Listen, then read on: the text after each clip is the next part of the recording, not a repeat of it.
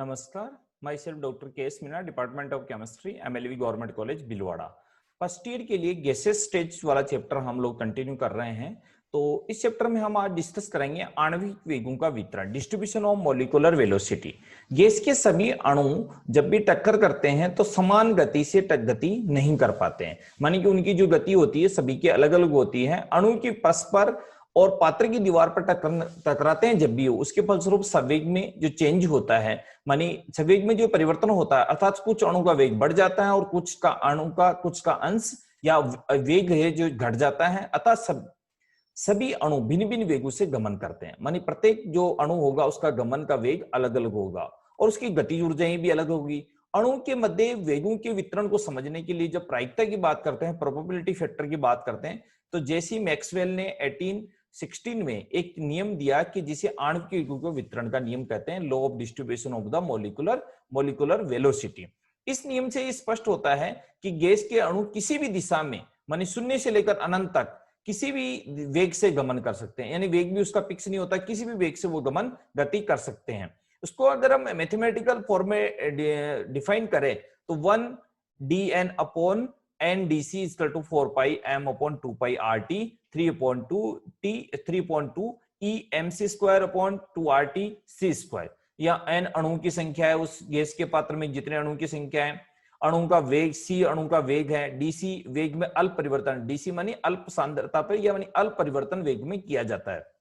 dn/n अणु का भिन्न भिन्न वेग और d प्लस डीसी के मध्य में जितना भी वेग होता है, मानी सांद्रता परिवर्तन के साथ या अणु के वेग में जितना भी परिवर्तन होता है उसको dn/n से हम लोग डिफाइन करते हैं। m अणु का मानी गैस का अणुभार, r गैस स्थिरांक, t एब्सोल्यूट टेम्परेचर, e प्राकृतिक मानी नेचुरल लॉग की बात हम यहां पर करते हैं। तो मैक्सवेल ये कह रहा है कि ये एक जो गैस के अणु हैं, कुछ अणु तो बहुत अपर मतलब बहुत ज्यादा वेग से गति करते हैं, कुछ कम उससे कम में और कुछ उससे कम में, और बाकी है जो इन बिटवीन। यानी कि मैक्सवेल जो डिफाइन कर रहा है कि अगर हम इस तरह का आरेख लेवे तो T1 T2 T3 टेम्परेचर को आरेख में ABC 3 अणु की बात करें, ऐसे लाखों अणु हो सकते हैं। इनके आक्षेप की बात करें तो ये टॉपेस्ट है, कि यानी ये पीक टॉपेस्ट होगी और ये इसकी इस अणु के लिए मिडिल हो गई और ये लोअर हो गई। बाकी सभी अणु इसी बीच का जो गैप है, यानी यहाँ पर T3 T2 T1 तीन टेम्परेचर के अलग अलग ताप पर हम बात कर रहे हैं, तो T3 सबसे टॉपेस्ट टेम्परेचर हो गया, और सॉरी T1 सबसे टॉपेस्ट हो गया, T2 उसके बाद में, और T3 सबसे लोएस्ट। तो अलग अलग उनका जो वेग है, वेग भी अलग अलग हमारे को देखने को मिलता है। तो स्थिर ताप प्राप्त होने पर वक्र, इसकी ये इक्वेशन हमें क्या कहना चाहती है, बहुत कम या बहुत अधिक वेग वाले अणुओं का अंश बहुत कम होता है। मानी कि जो बहुत ज्यादा वेग और बहुत कम वाले बहुत कम होते हैं, सब इन बिटवीन लगते हैं। लगभग शून्य वेग वाले अणु का अंश तो बहुत ही कम होता है। जैसे जैसे वेग का मान बढ़ता है तो उस अणु का अंश भी बढ़ता जाता है, अर्थात अधिकतम मान को प्राप्त करने के बाद फिर तेजी से कम होने लगता है। अर्थात पहले एक टॉपेस्ट पे चले जाएंगे, टॉपेस्ट जाने के बाद में फिर वापस नीचे आने लग जाएंगे। तो वेग के अधिक मान का अंश लगभग शून्य। इसी तरह से हाई वेलोसिटी का वैल्यू भी बहुत कम होती है, लो वेलोसिटी की कम होती है और हाई की भी कम होती है।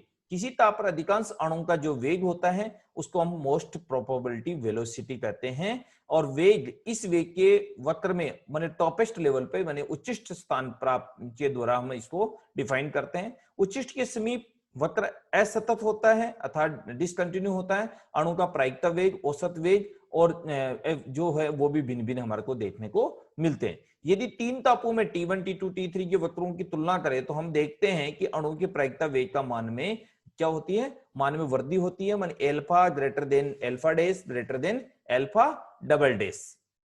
अर्थात ताप बढ़ने के साथ साथ वितरण वक्र दाईं ओर विस्थापित होता है, मानी राइट साइड में शिफ्ट होता है, वक्रों की ऊंचाई कम होती जाती है, अणु का अंश जो विभिन्न वेगों से गति करता था और उसके वेग में अंतर कम हो जाता है। वक्र चौड़ा होना दर्शाता है कि उच्च ताप पर ज्यादातर अणु का वेग सामान्य से अधिक होता है। इस आलेख में हम देखते हैं कि P1 एक संगत बिंदु है, जिस पर अगर हम देखें तो T1 में SA, T2 पर SB और T3 पर SCP के द्वारा हम डिनोट करें तो तीनों अंशों की तुलना करने पर हम ये देखते हैं कि अधिक ताप पर अधिक वेग रखने वाले अणु का अंश भी बढ़ता जाता है, माने जैसे जैसे ताप बढ़ता जाता अणु का अंश भी बढ़ता जाएगा। टाइप ऑफ मॉलिक्यूलर वेलोसिटी की बात करें तो रूट मीन स्क्वायर वेलोसिटी जो किसके द्वारा कैलकुलेट करते हैं कि गैस के समस्त अणु के वेग को वर्गों के औसत मूल वाद्य वेग वर्ग माध्य मूल के द्वारा डिनोट करते हैं। C equal to C1 square, C2 square, C3 square dash dash dash Cn square del upon n के द्वारा हम इसको डिफाइन करते हैं। इसका अगर हम इक्वेशन नहीं देखें तो PV equal to 1/3 NMC square, C square अगर निकाले तो 3PV अपॉन Mn, तो C इक्वल टू हो गया 3PV Mn equal to 3 RTM equal to 1.7 RT upon M। तो ये C को हम जो इसके द्वारा हम डिफाइन कर सकते हैं, रूट मीन स्क्वायर वेलोसिटी को C के द्वारा डिनोट करते हैं। तो C इक्वल टू होगा 3PV upon Mn upon V के द्वारा हम डिफाइन करते हैं। एवरेज वेलोसिटी, यदि समस्त अणु के वेगों की गुणनफल के योगफल को अणु की कुल संख्या का भाग लगा दे, कितने अणु उसमें भाग ले रहे हैं, C1 plus C2 plus C3 dash dash Cn upon n तो भाग लगा दिया जाए तो क्या प्राप्त हो जाता है, हमें औसत वेग प्राप्त हो जाता है। औसत वेग की हम इस तरह से इक्वेशन के द्वारा भी दे सकते हैं, डेल्टा n अपॉन जी रूट से इन्फिनिटी टू CdN, तो CdN अपॉन n अणु की संख्या जितनी होगी उसके द्वारा, इस इक्वेशन के द्वारा हम एवरेज वेलोसिटी को हम डिफाइन कर सकते हैं। इसी तरह देखते हैं कि उपरोक्त समीकरण में Mn के स्थान पर a रख दे अगर हम इस इक्वेशन को इस तरह से, तो C bar equal to 4 pi a upon pi 3/2 0 से infinity C cube E AC square DC, अर्थात C bar equal to 4 pi a upon pi 3/2 x 1/2 a square, इसका मान इसके द्वारा a का मान रख दिया जाए तो लास्ट में हम ये देखते हैं कि 8PV अपॉन पाई m या 8P अपॉन पाई डी, या तो मॉलिक्यूलर वेट की बात करें या फिर डेंसिटी की बात करें, इसके द्वारा हम किसको डिफाइन कर सकते हैं, एवरेज वेलोसिटी को हम डिफाइन कर सकते हैं। फिर आता है रूट मोस्ट प्रोबेबिलिटी वेलोसिटी, प्रायिकता वेग। तो किसी गैस के अधिकांश अणुओं का वेग प्रायिकता वेग 1 कहलाता है, मतलब स्मॉल a से डिनोट करते हैं। इसकी गणना भी जनरली CP के आकलन के द्वारा की जाती है। उच्चिष्ट और निम्निष्ट के बारे में हम बात कर रहे हैं कि उसके रूप में की जाती है, तो प्राप्त परिणाम शून्य के बराबर रखी गई है। तो 1/n dn dc 4 पाई m अपॉन 2 पाई RT 3/2 इस इक्वेशन में हम देखते हैं। तो इस इक्वेशन में हम देखते हैं कि प्रायिकता वेग की जो गणना की जाती है, तो प्रायिकता वेग की जो मान प्राप्त होता है वो शून्य के बराबर होता है, अर्थात उपरोक्त समय C और A बराबर हो जाता है, क्योंकि प्रथम A और E का मान शून्य नहीं हो सकता, अतः इसकी वैल्यू किस तरह C इक्वल टू A मानी प्रायिकता वेग हमारे पास में, और एवरेज वेलोसिटी भी इसके बराबर डिफाइन कर सकते हैं। मानी ये देखिए आप इसको, जिसको हम इसको C से डिनोट किया था और यहां पर हम डिनोट कर रहे हैं A से, तो C किसके बराबर हो जाता है, 1 के बराबर हो जाता है। इसी की इक्वेशन के द्वारा हम इसको दे सकते हैं 2RT upon M equal to 1.4 RT upon M के द्वारा हम इसको डिफाइन कर सकते हैं। अब तीनों का रेशो अगर हम एक बार लिखे तो 3RT अपॉन M, मतलब C बार और A के रेशो के रूप में लिखे तो 3RT अपॉन N जो अनुपातिक फॉर्म में लिख रहे हैं तो 8RT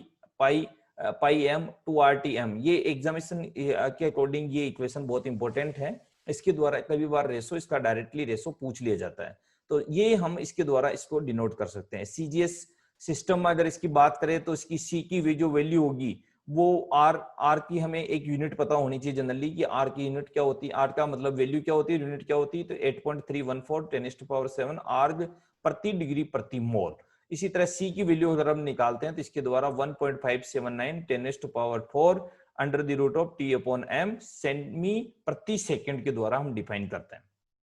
SI यूनिट की अगर हम बात करें तो SI यूनिट में इसकी वैल्यू निकल के आती है 4.994 under the root of T upon M metre प्रति सेकंड के द्वारा हम इसको डिफाइन करते हैं। तो ये हमारे पास में होता है रूट मीन स्क्वायर यानी कि RMS और एवरेज, ये हम किसके द्वारा डिफाइन करते हैं, ये प्रोबेबिलिटी मॉलिक्यूलर थ्योरी के द्वारा हम डिसाइड कर रहे हैं कि इनके द्वारा भी इनकी वैल्यू को किस तरह हम ज्ञात कर सकते हैं कि वैल्यू किस तरह हमें पता लगेगी।